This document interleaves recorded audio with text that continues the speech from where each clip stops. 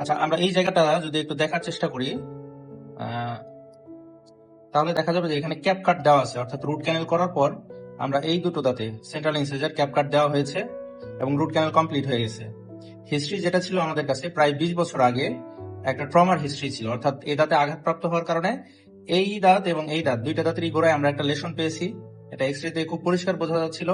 এবং লেশনের কারণে যেহেতু দাঁতটা ডেড ছিল, নেক্রোসিস ছিল, যার কারণে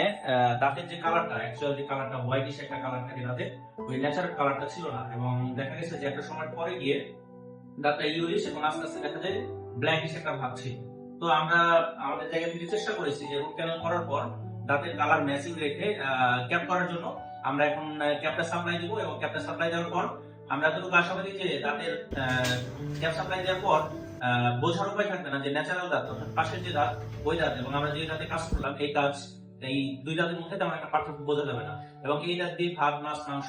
যে আমরা নর্মাল যে খাবার দাবার খেয়ে থাকি সাধারণত, এই খাবার দাবার খুব সুন্দরভাবে খাওয়া যাবে। এবং সামনে দাঁতের সব থেকে বড় ব্যাপার হচ্ছে অ্যাস্থেটিক, অর্থাৎ সৌন্দর্য। আমরা যখন স্মাইলিং থাকি বা আমরা যখন হাসি, তখন যাতে দেখতে কোনো অসুন্দর না লাগে এবং দেখে বোঝা না যায় যে এটা আসলে আর্টিফিশিয়াল। তো যদি কারো লাইফে কখনো কোনো ট্রমা হিস্ট্রি থাকে এবং তাদের কালারটা চেঞ্জ হয়ে যায়, তাহলে তারা যোগাযোগ করতে পারেন ফরিদপুরের অর্কিড সিস্টেম অ্যান্ড ডেন্টাল কেয়ারে।